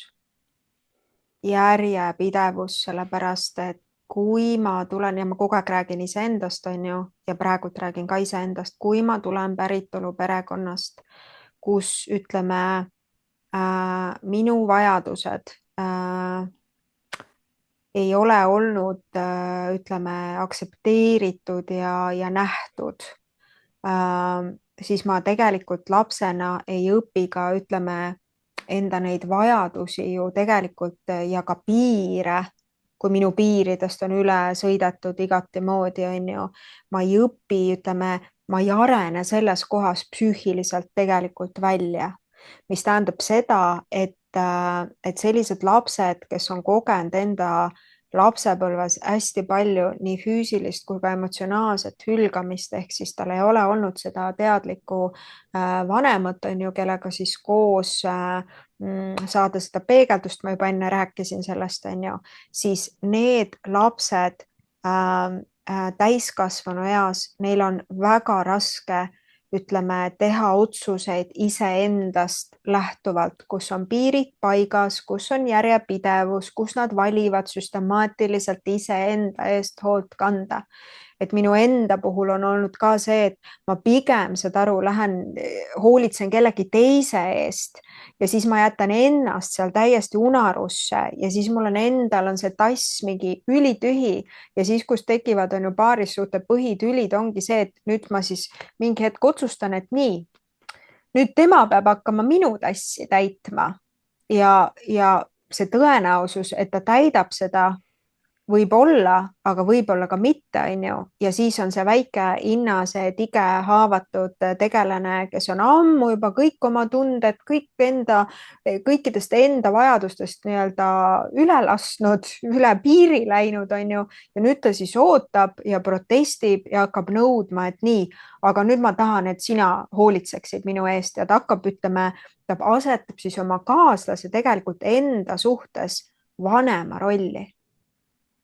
Ehk siis ma ootan oma kaaslaselt endale seda ema, seda isa, kes siis nii-öelda ema, kes siis armastab tingimusteta, kes siis kogu aeg on olemas, kes siis kogu aeg kuulab, kogu aeg hoiab, kogu aeg poputab, on ju, ja siis isa, on ju, kes siis tagab selle turvatunde ja hoitud ruumi ja kõik selle, on ju. Ja aga mis siis, kui teine pool ei ole võimeline sulle seda pakkuma? Ja nüüd tuleb see, ütleme, see kasvukoht, et kas sa seal selles kohas õpid iseendale olema kõik see, mida sa vajad, või sa lõpetad selle suhte ära, näitad näpuga, näed, külm, nartsissistlik mees, halb, ei vastanud ootustele ja kõik see on ju, ja lähed järgmisesse suhtesse. Ja koged tegelikult sama dünaamikat või võib-olla koged sellist dünaamikat, kus sul see mees tuleb näiteks isa rolli, on ju, kus ta pakubki sulle kõike seda, aga seal võib-olla hakkab kõik muu nagu ära kukkuma, on ju. Sest et alateadlikult, noh, see asi ei saa toimida, kui sa koged meest kui oma päästjat ja oma isa, on ju. Et seal ongi see, ütleme see, ma toon sisse selle nii-öelda terviklikkuse, on ju. Et olla, õppida, olema endale see ema, see isa, keda sul pole mitte kunagi olnud ja see tähendabki süstemaatiliselt kogu aeg valida iseennast ja hoolitseda järjepidevalt enda tunnete, enda tassi, enda vajaduste eest. See on A ja O. Ja siin ma tahaks veel võib-olla sisse tuua selle, et enne veel seda protsessi, kui sa hakkad endale andma, on hästi pikk tegelikult leinaprotsess ka. Minu enda jaoks vähemalt oli hästi pikk ikkagi, et nagu aktsepteerida seda, et mulle siis ei antud, et ma nüüd lõpuks ikkagi pean ise vaata endale hakkama andma. Et tegelikult see on valus koht, sest me ikkagi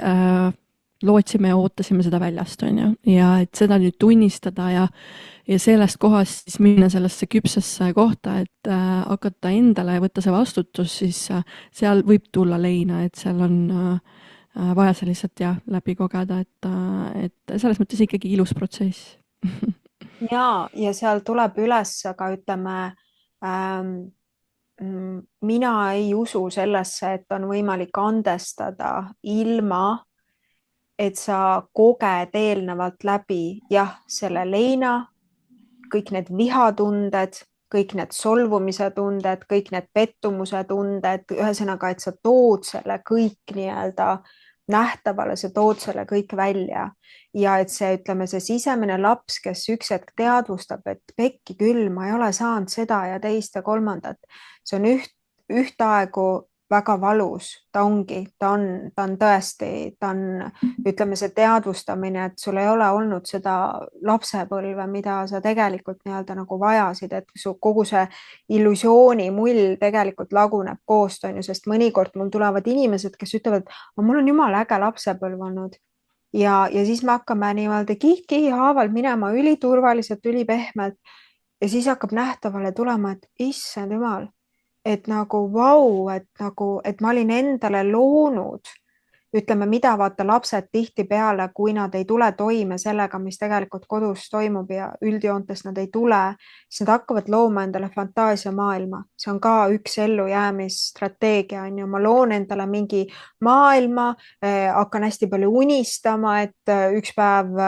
minul oli näiteks see, et kui ma kodunt minema saan lõpuks ometi, et siis tuleb see prints valgel hobusel ja siis ta päästab mu ja siis me saame ühiselt kodu ehitada ja kõik need asjad, on ju. Ja see on ka, ütleme, see on kaitse, sest et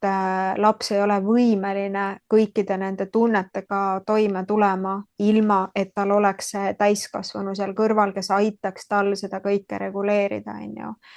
Ja minu enda puhul ma olen näinud seda, et ainus viis läbi minna ja tõesti päriselt jõuda sügavasse andestusse on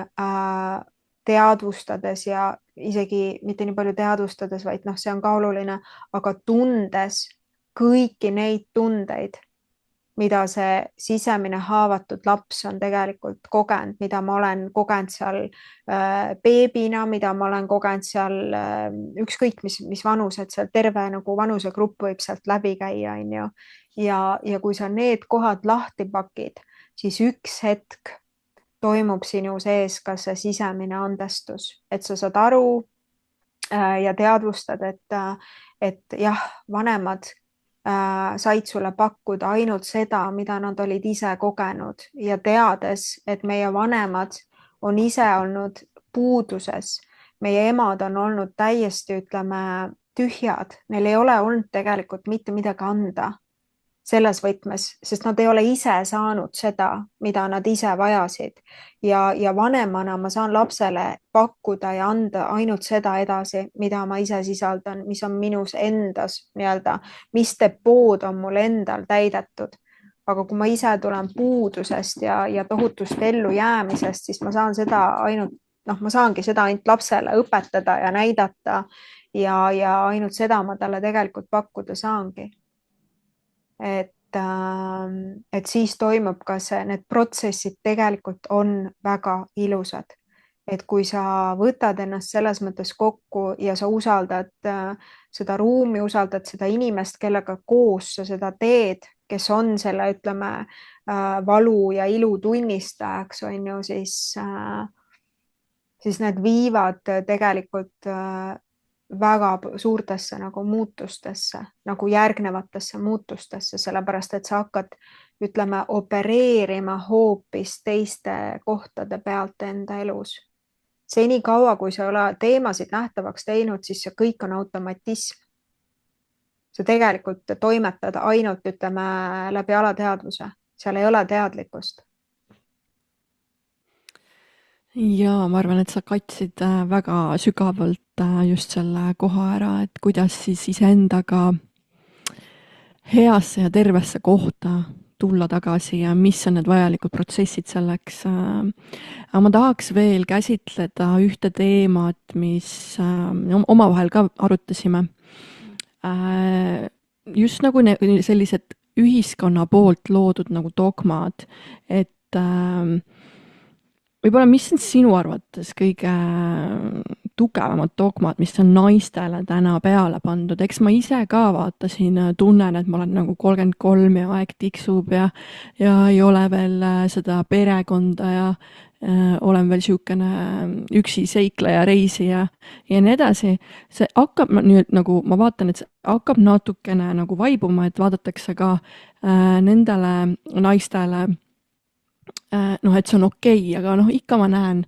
sellist teistsugust suhtumist ka. Et mida sina oled tajunud?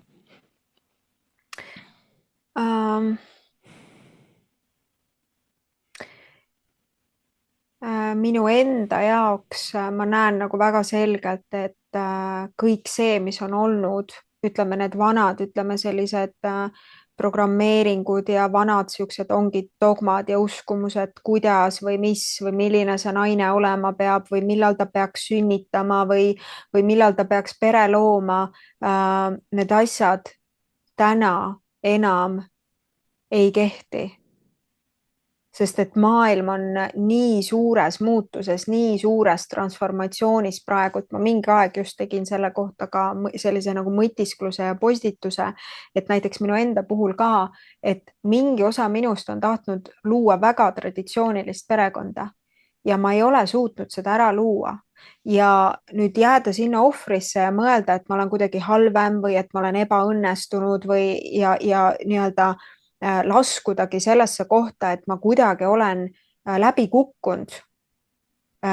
Ja ma olen selles kohas ka olnud, sest et eriti näiteks eelmine aasta, kui ma käisin Armeenias ja Türgis ja erinevates sellistes riikides,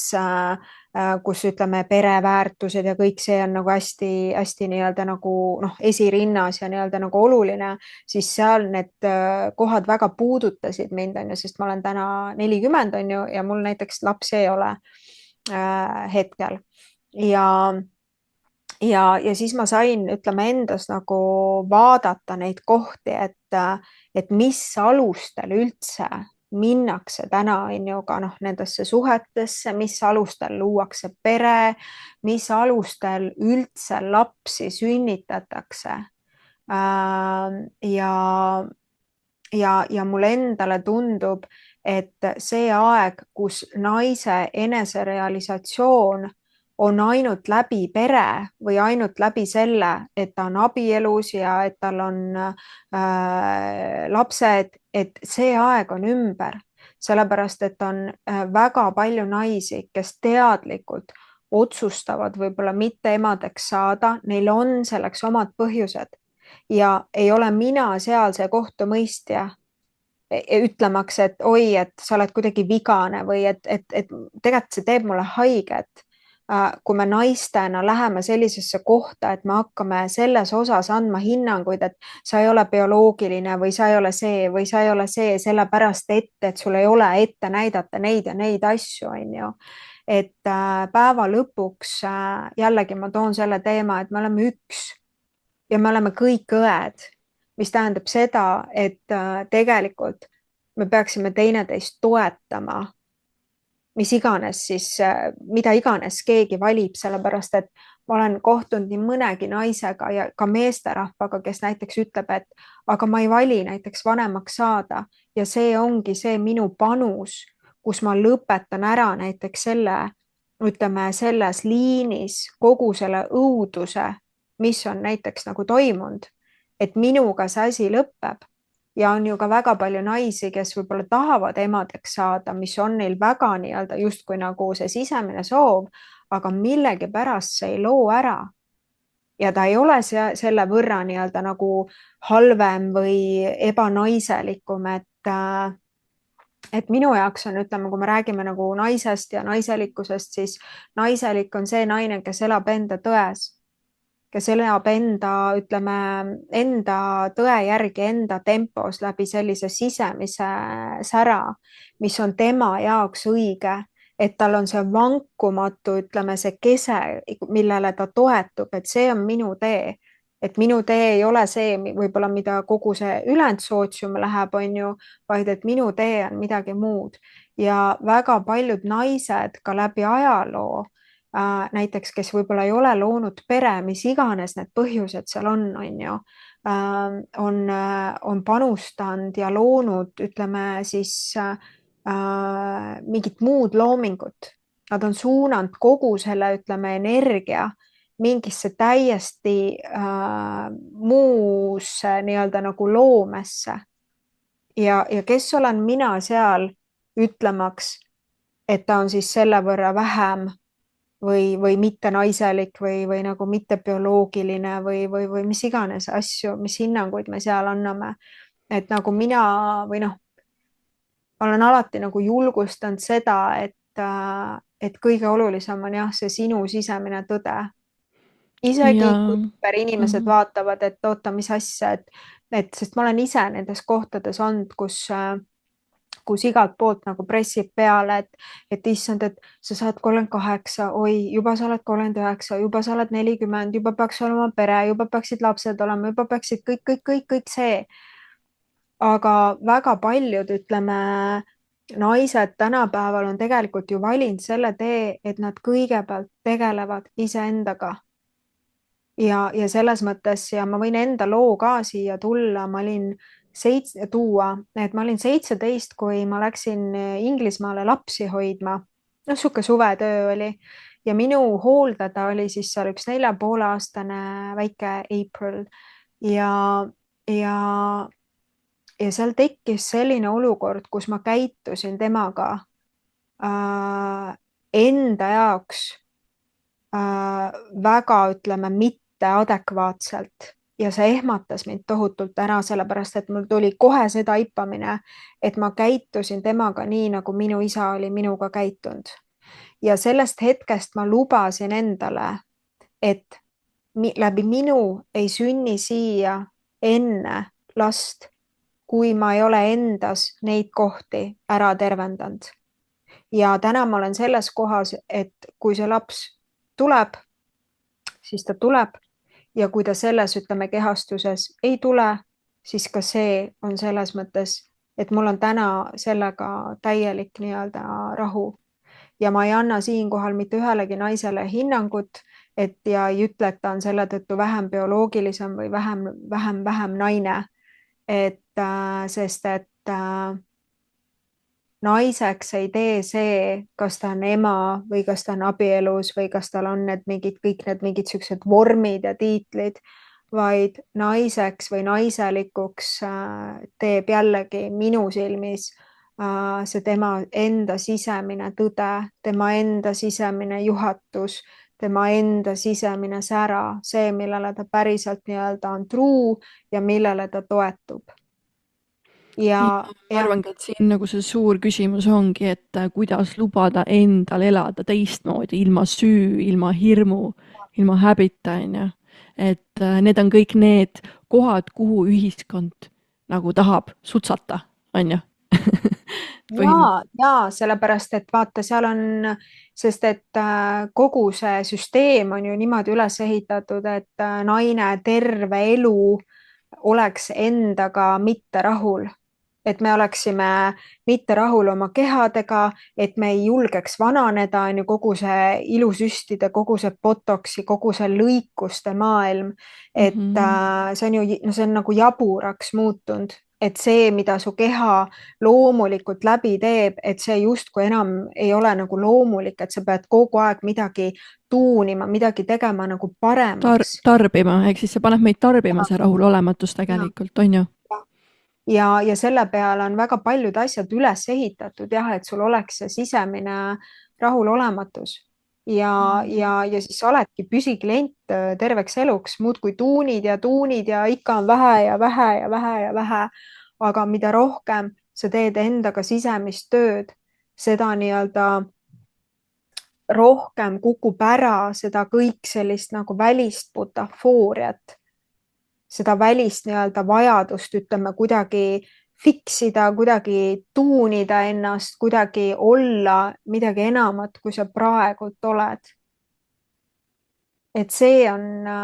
ja kui sa endaga niimoodi või õigemini jõuad sellisesse nagu kaastundesse ja vastuvõtmisesse ja aktsepteerimisse ja töötadki läbi kogu selle häbi,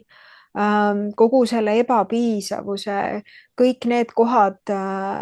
noh, kus sa tahad nagu peitu pugeda, on ju, siis sa tegelikult muutud vankumatuks. Ja see on see koht, ütleme,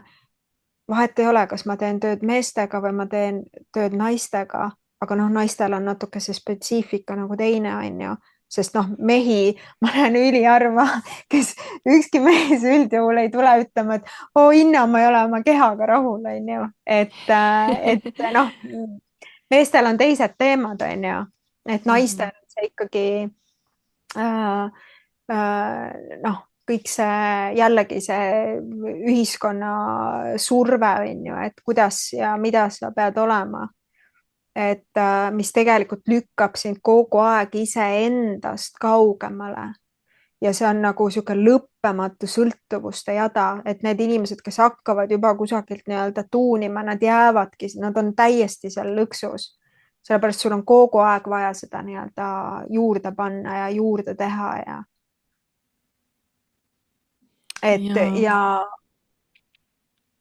ja seal on minu jaoks, ütleme,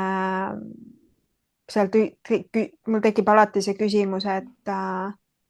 mis on see valu seal all, kui me räägime ausalt asjadest ja see ongi ju Ausad naised podcast on ju, et mis on see valu seal all, mis on see vajadus seal all, mis on see puudus seal all, mis on see ebapiisavus seal all, mis paneb mind ennast nii-öelda niimoodi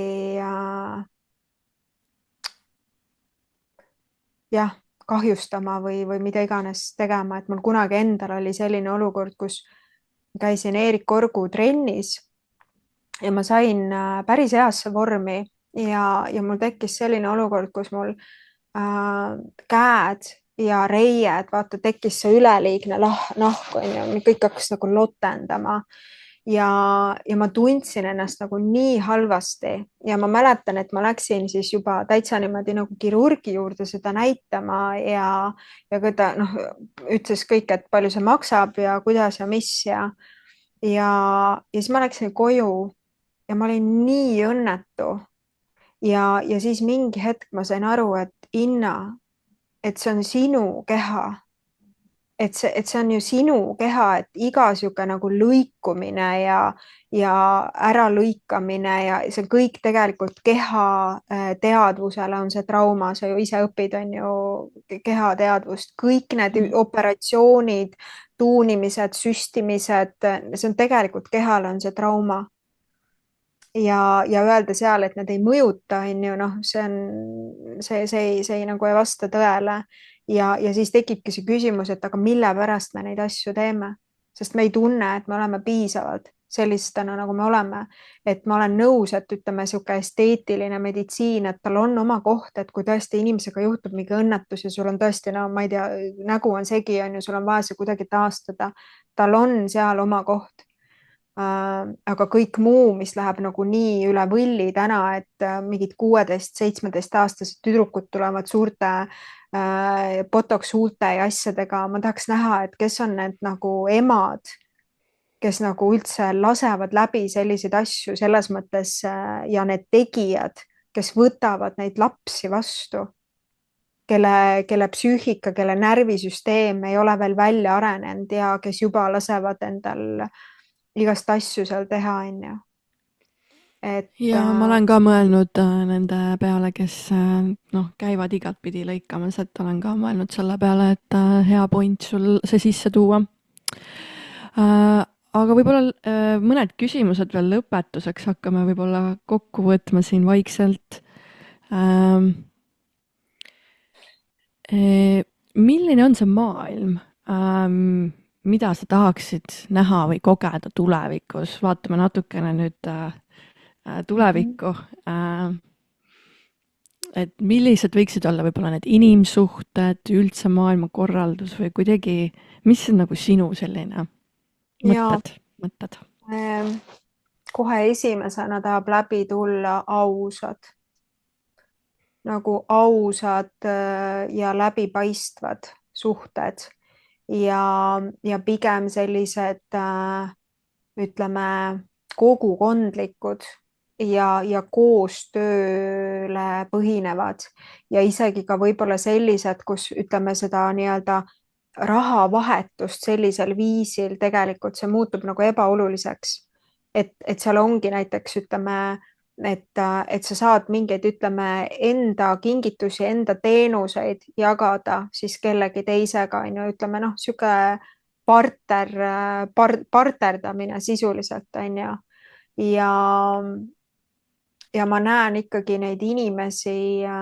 terviklikumatena, et seal ei ole enam nii palju seda sellist nii-öelda puuduse pealt opereerimist ja kui on puudused, siis on ju kohe ka tingimused ja nõudmised teistele üldjoontes ja ka loomulikult iseendale. Et ja ma näen ka selliseid suhteid, mis tõesti algavad puhtast kohast, sest enamik suhteid, mis täna on ka minu enda suhted, on ikkagi alanud mingist ebamugavusest, mingist puudusest, kus ma ei ole võib-olla tahtnud üksi olla või seal on nii palju neid erinevaid põhjuseid, on ju, et selliseid nagu ütleme uue maailma või nagu selliseid teadlikke suhteid tegelikult on ju nagu väga-väga vähe veel. Et kus tõesti me ei lähe nii-öelda teist kogu aeg, ütleme, ma ei tea, miks ma tahan öelda nagu, ei, okei, ma niipidi ei väljenda ennast, aga et me ei lähe nagu teineteist niimoodi nagu pigistama seal, on ju, et sa pead seda, teist ja kolmandat tegema, vaid et see muutub ikkagi selliseks et kui mul on ressurssi, siis ma jagan ja kui mul ei ole parasjagu ressurssi, on ju, siis sellel hetkel mul ei ole nagu midagi jagada ja see on ka okei, et me nii-öelda õpiksime iseennast ja teisi rohkem aktsepteerima. Ja ma näen ikkagi väga selgelt seda koostöövõtit, on ju, et me teeme tegelikult koostööd, me ei ole et ei ole see mingi konkurents ja see ahnus, et kuskil nurgas pead vaikselt üksinda mingeid asju tegema. Et ma näen ikkagi sellist pilti, et ausad suhted, ausad suhted igas valdkonnas, on see sul see töösuhe, on ju, on see sul intiimsuhe, on see sul päritoluperega suhted, et need on ausad, need on läbipaistvad ja et seal on see julgus päriselt ennast väljendada ja seal on ka see julgus, ütleme, lahkuda nendest kohtadest, kus sa ei tunne ennast tegelikult hästi, kus sa ei tunne ennast võib-olla aktsepteerituna või mingid keskkonnad, mingid asjad, mis tegelikult kahjustavad sind. Jaa, sest et see on ka omamoodi väljakutse, et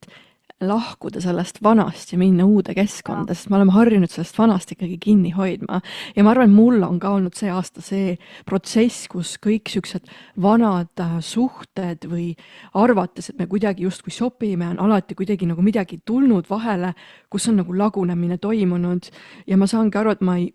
tohiks seda võtta kuidagi nagu väga isiklikult, vaid see ongi nagu kuidagi see protsess ja see maailm on nagu, või kuidagi see suund, kuhu me kõik nagu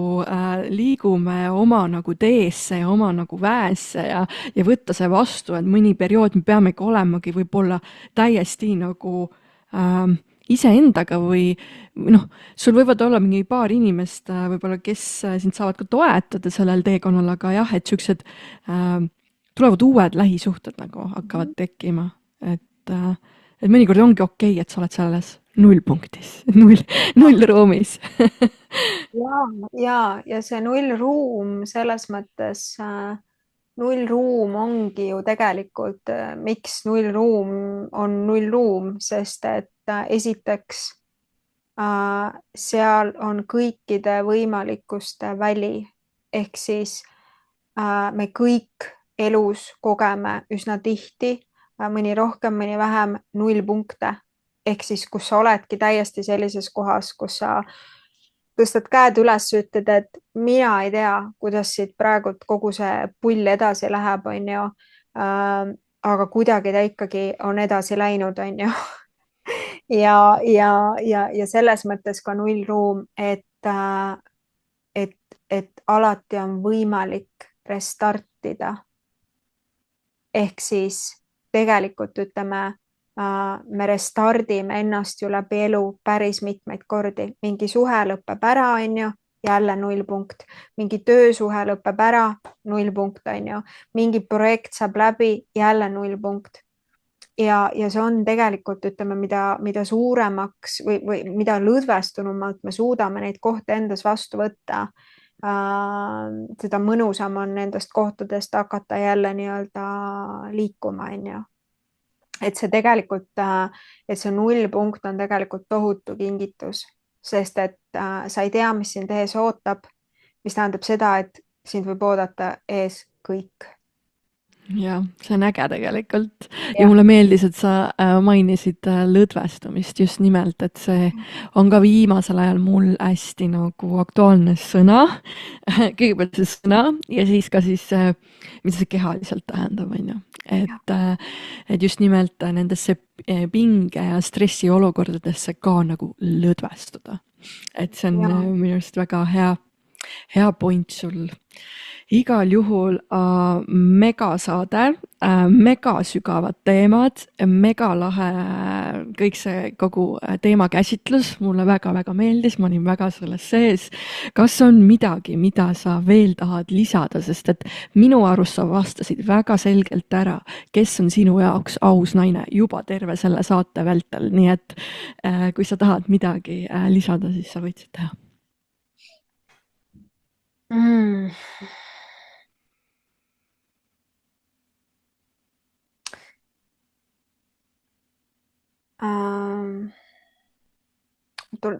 Tahab kuidagi see julgus ikkagi, et see julgus ja usaldus, et julgus, lõdvestamine ja usaldus, et need on sellist nagu 3 olulist aspekti, mis mind ennast, ütleme, mille juurde ma olen pidanud kogu aeg ja jälle tagasi tulema. Füüsiliselt, ütleme, lõdvestumine, hingeliselt julgus ja ka see nii-öelda usaldamine. Et kuidas usaldada seda, mida sa ei näe ja kuidas, ütleme, anda see kontroll vabaks ja mitte kramplikult hoida kinni mingist tulemusest või mingitest nii-öelda vormidest, et suhe peab olema selline, mina pean olema selline, mees peab olema selline, töö peab olema selline, et me avarduksime nendes kohtades, sest üldjoontes need raamistikud, need ootused on need, mis meile seda kannatust põhjustavad ja siis me ei luba tegelikult nendel asjadel minna transformatsiooni. Aga mis siis, kui, ütleme, on hoopis teised viisid võimalikud? Mis siis, kui suhe, kui see kõik, mis ma arvan, et on olnud, see, kuidas suhted näiteks tänapäeval on siiani toiminud, aga mis siis, kui suhe teeb täiesti, ütleme, 180 kraadi muutust praegu? Et see uudishimu ka sinna võtta, et aga mis siis, kui on mingit täiesti teist viisi? Ja mis siis, kui ma nii-öelda võib-olla iseenda materdamise asemel valiksin mingi hoopis teise suuna, et ma lähen enda puhul kaastundesse, ma lähen enda puhul õrnusesse, ma lähen enda puhul pehmusesse. Et see sama, vaata, see on see alkeemia, on ju, et ma just eelmine nädal panin kirja, ootasin klienti ja siis hakkas siuke mõttevoog käima, et kuidas, ütleme, kuidas muuta nii-öelda see vihajõud nagu pehmeks. kuidas see läbi pehmuse ja õrnuse hoopis seda viha ja seda sõjakust on ju muudad. Et noh, see on, et me tegelikult oleme ju kõik alkeemikud. Ja nõus, täiega. Ja võlureid ka, et me seda ära ei unustaks, sest mina kipun seda vahepeal ära unustama, et ma kipun väga sellesse ainult nagu inimkogemusse, sest ma olen üsnagi maine ja siis kipun ennast sinna nagu ära unustama ja siis mul tuleb meelde ka see kosmiline pool on ju, et me oleme enamat ja ütleme, lahendused tulevad sealt teistelt tasanditelt tegelikult. Et see ongi see suurema pildi nägemine on ju. Ja, et kui sa siin ei saa seda ära lahendatud, siis järelikult sa pead vaadet suurendama on ju, sa pead olukorra, ütleme, selle olukorra zoom out. Jah, zoom outima, just. Ja siis vaatama, et okei, et aga mis siis nii-öelda nähtavale tuleb, kui ma zoom outin, on ju. Ja. Võtsin selle kõik sisse. Aitäh sulle, Inna. Mega hea sõnum lõpetuseks siia. Ja. Mega nagu teemad ja mõtted, nii et ma usun, et siin sai iga naine endale natukene midagi kõrva taha pandud, et ma tahan küll seda kindlasti veel üle kuulata, et andke kindlasti kommentaaridesse teada, kuidas see teile mõjus, kuidas need mõtted panid teid tundma, tekivad võib-olla mingid arutelud, täiega nagu valmis sellisteks aruteludeks ja pange ikkagi follow, tellige kanalit ja siis saate teada järgnevatest saadetest, mis on tulemas ilmselt järgmine aasta, 2026 siis. Ja mõnusat jõuluaega, mõnusat aastavahetust ja näeme järgmistel kordadel. Aitäh teile, aitäh Inna ja tšau! Aitäh! Number one desirable. I do what I want when I want and how I want it. Leave you with the one in the air. That's how I roll. I got tons of soul. I'm a true collectible. Famous, also famous. Number one desirable. I do what I want when I want and how I want.